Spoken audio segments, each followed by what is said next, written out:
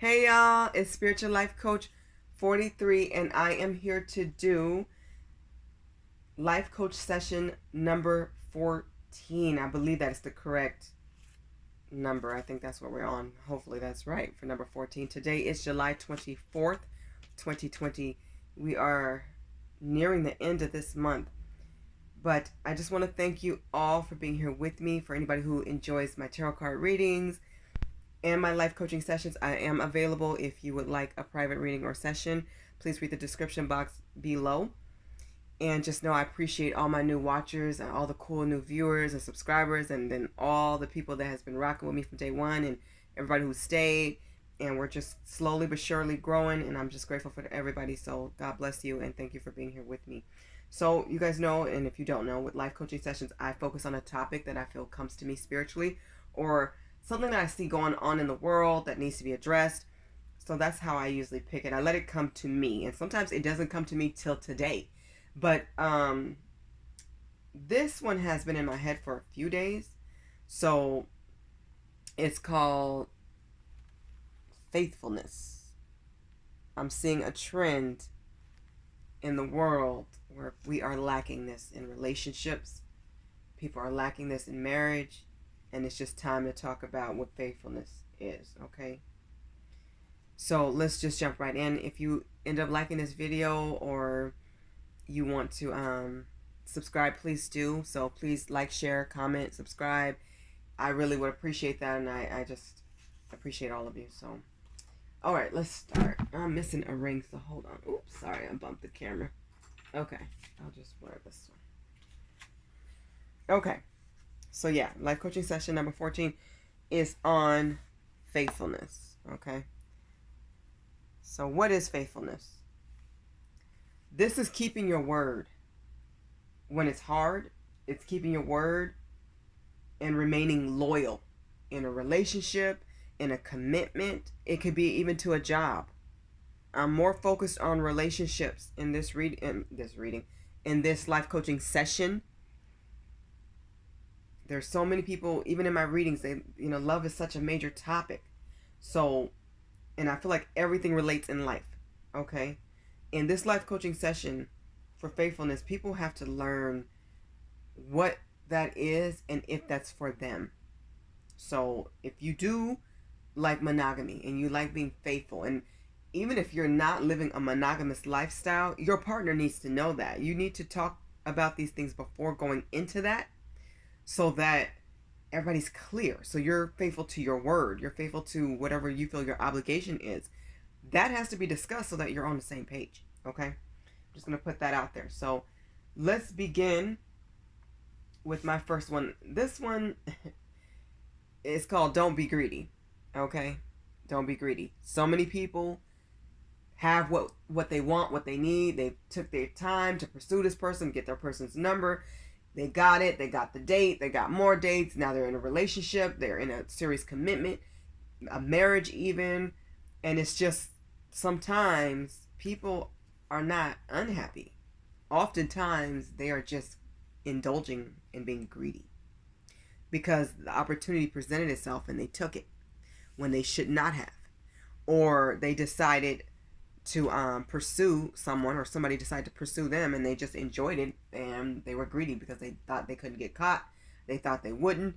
They felt like the opportunity was there. Why not? They looked at it like a buffet. A lot of us go to a buffet starving so that we can eat a lot of food, which is nothing wrong with that. But if you already have the buffet at home, it's not right to go get another buffet without consent from your other partner. And if you're in a monogamous relationship, you already know you don't have consent, and you never will. So don't be greedy. Don't take something that you don't need. Don't get involved with people that you shouldn't be involved in, especially if it's romantically linked. Don't do it. Okay? Just don't be greedy. Point blank. A lot of people need to do this one. This is number 2. This is the inner work. There's so many people who are happy and at peace. I feel like a lot of people are not, because they have not done the inner work.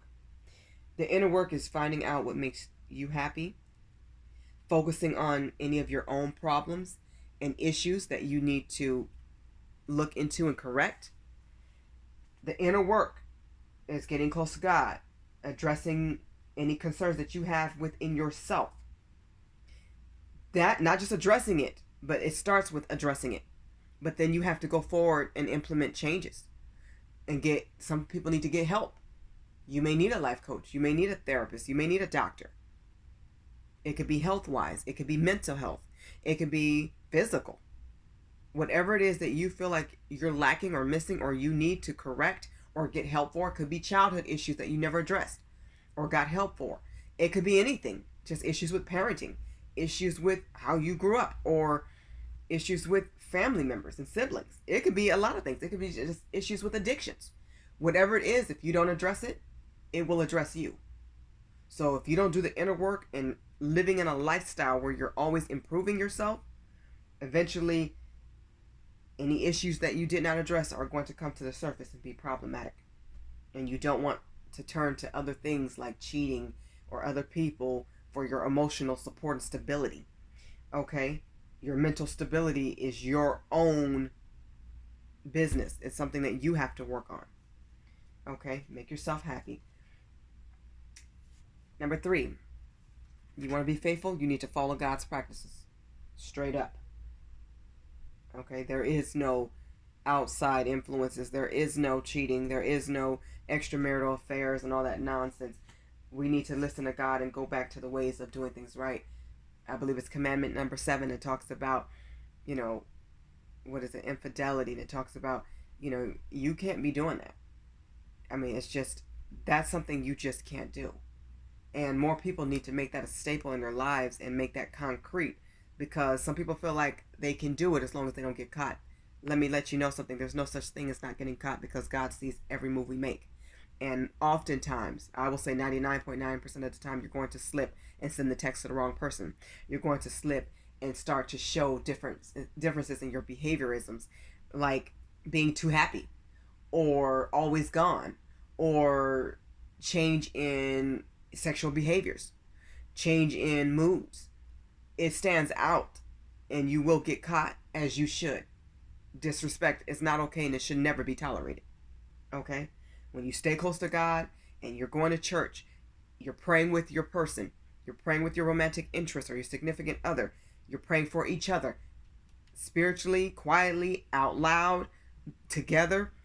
That's how you build. Okay? And staying faithful to God and wanting to please the Lord. This is where you need to be. Okay? This will help you to stay faithful with your relationships, with not just with your romantic relationships, but your family and friendships in your career as well. A lot of people need to know when to leave and say no. Okay? No are powerful words. That's a powerful word. N-O. No. No, not today. Not interested. Nope, not for me. Not ever.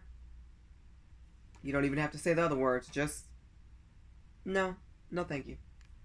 That's it. Or no. Nope. Very powerful word. And there's a lot of them that goes with it. Like some of the ones I just named. You can do it respectfully. No, thank you. I'm not interested. That's not for me. Cheating is not for me. Cheating is never an option for me. That needs to be clear. Okay?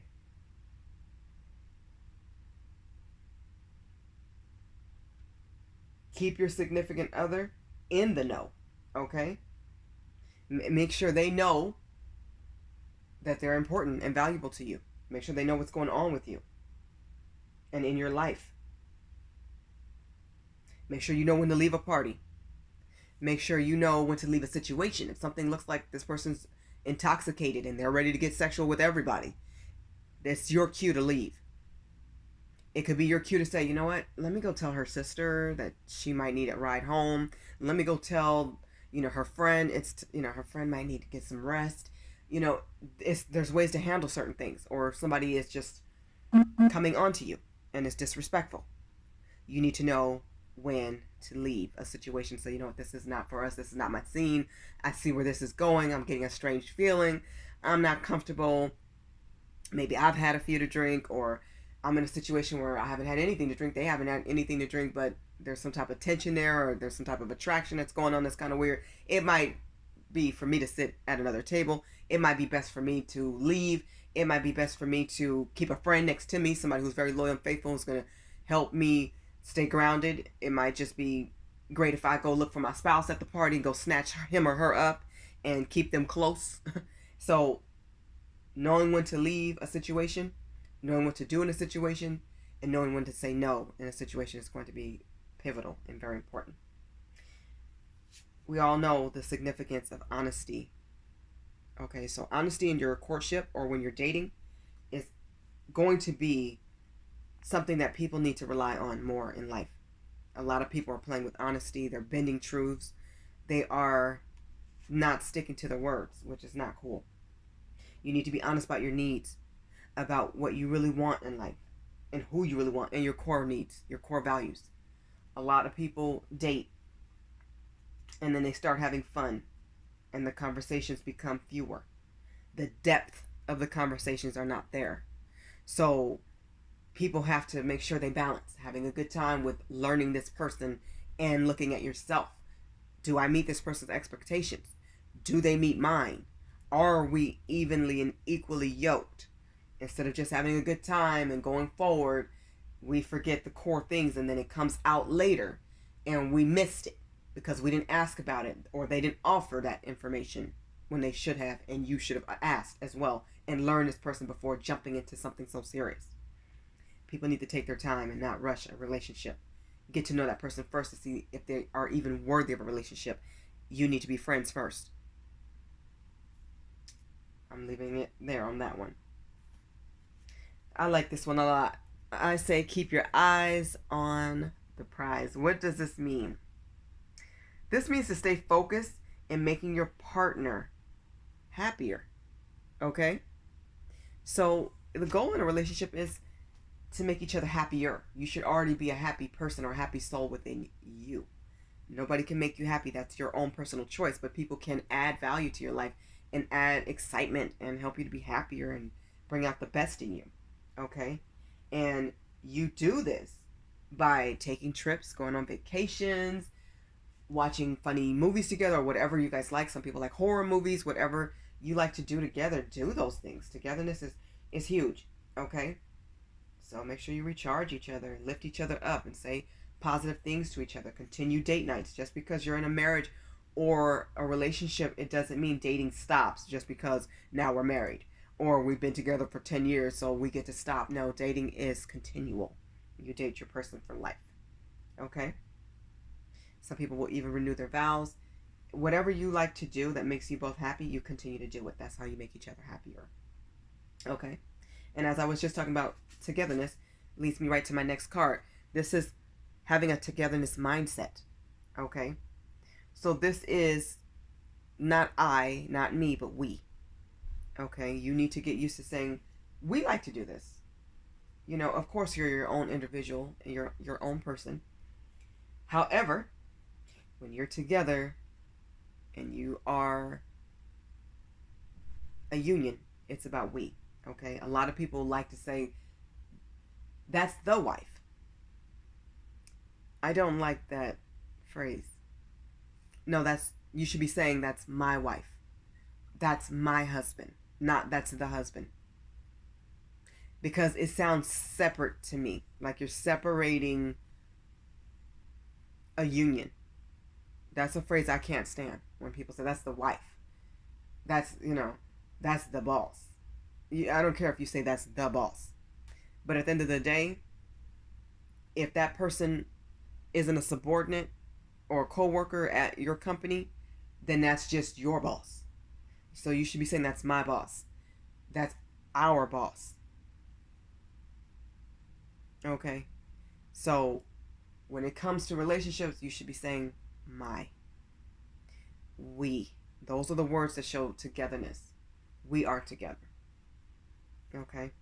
You have to change your terminology and your thinking. So your whole mindset changes when you're merging into one. Okay, you're merging into one. Yes, you will still be two individual people. Okay? But you're coming into union as one with this partnership. So People need to change their wording because it shows separation to me when certain words aren't used. It's cringy to me. Very cringy. Okay. Yeah, claim your spouse is basically what I'm saying. You need to claim your spouse. That's important. When you're with somebody, you don't have to showboat and, be so lovey-dovey to where it's just like, oh my gosh, they're showing out. If that makes you happy to do PDA, then do public displays of affection. But I'm just saying, don't do it just to showboat. Do it because that's just how you both are. Okay, that's fine. But you definitely need to claim your wife. You don't have to sit at the table and go, everybody, this is my wife, or everybody, this is my husband. But let's just say everybody's introducing each other.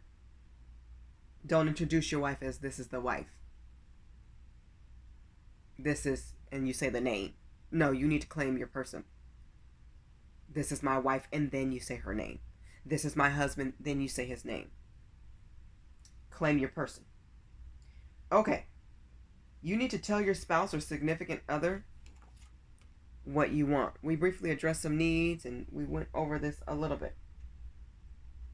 But I'm going to get a little bit deeper into this one. Okay.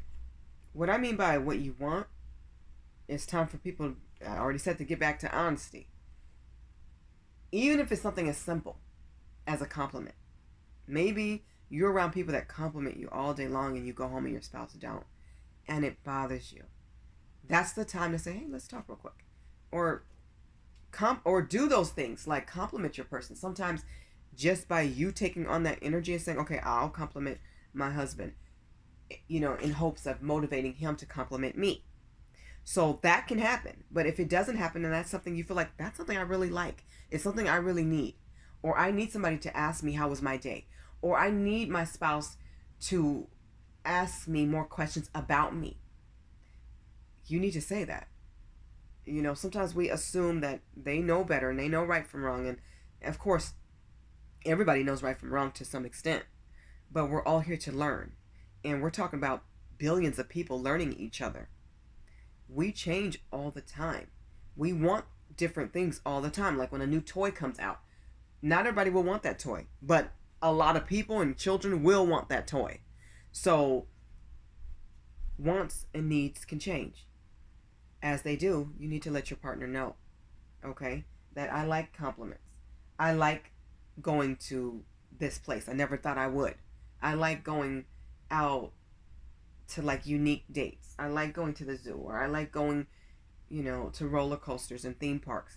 So you need to be honest about that, especially when your heart starts to feel like, why am I not getting that at home?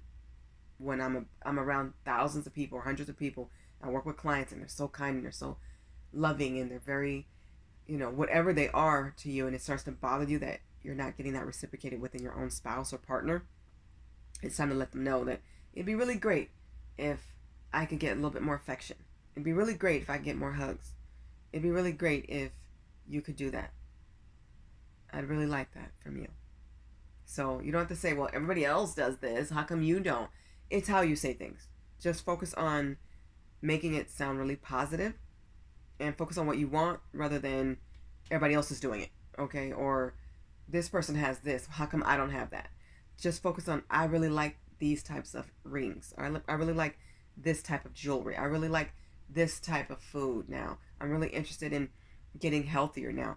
I'm really interested in the gym now. We should go together. How would you like that? That's how you phrase things, okay? In a very positive, upbeat mode that's very loving, okay? Be very loving and compassionate when you do ask for these things. Okay, this is huge. So you definitely want to be faithful, and you definitely need to consider the feelings and your consequences, okay? This one is one of the most important ones on my list, probably after, staying close to God, of course, following God's practices. And God is probably going to be in all of everything that I do, because I'm very close to Spirit, I'm very close to God, and that's huge for me. And I think everybody needs to make that huge for them too. Considering the feelings and consequences of your life. You need to consider, before you get out there and do something ignorant and cheat, You need to consider my family being broken apart, kids being devastated, me living apart from them in a different home, having to go through the process, if you're married, of a divorce or separation, having family members hurt as well and disappointed, being disappointed in yourself, feeling like you've disappointed God. You need to consider your actions before you make them. You're in that room, and I believe everybody does consider their person. There's no way you're out here cheating and you're not thinking of your person. Even if you're just with your homies and your friends, you should have a thought of your spouse somewhere. Okay, they may even come up in conversation. How's he doing? How is she doing? So it's not like you don't think of your partner and I didn't even think of you. You didn't care about. No, you did have that split second of what this could do if they found out. If I did this, you got that flash. I do believe that. So you need to consider the feelings of everybody involved before you make a choice to be unfaithful. Make the choice to be faithful. Consider what it would do to your family, what it would do to your friends, what it would do to your lifestyle, to your finances. Remember this, hurting somebody is a process.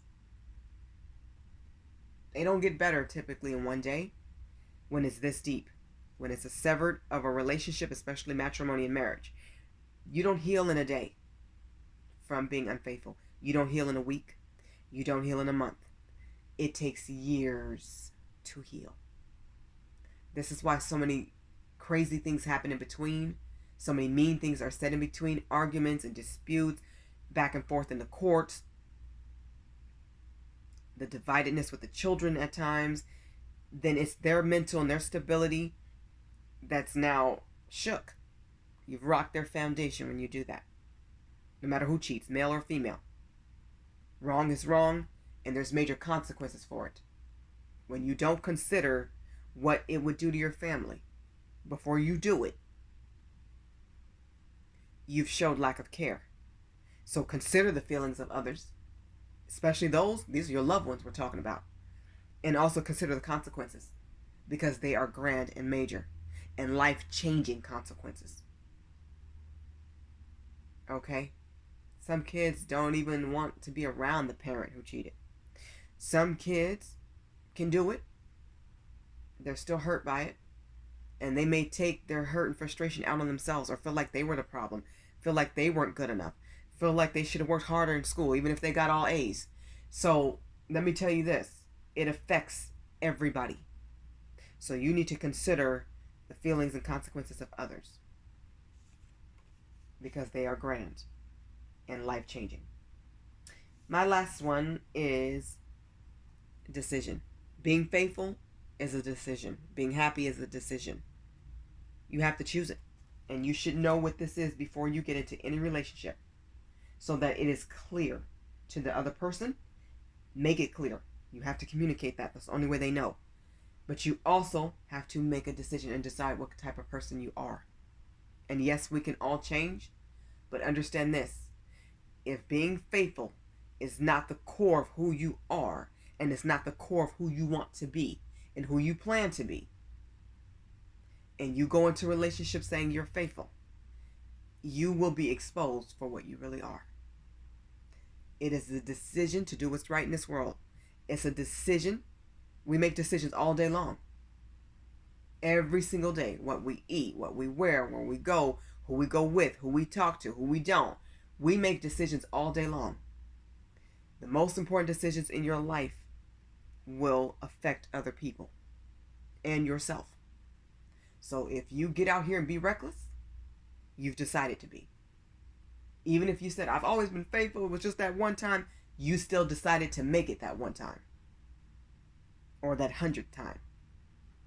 So decide to be faithful and stay that way. This is the conclusion of my life coaching session number, 13 or 14? Number 14. I hope my message helps all of you. Congratulations to everybody who does stay faithful. I live that way, and that's the only way I'm going to live.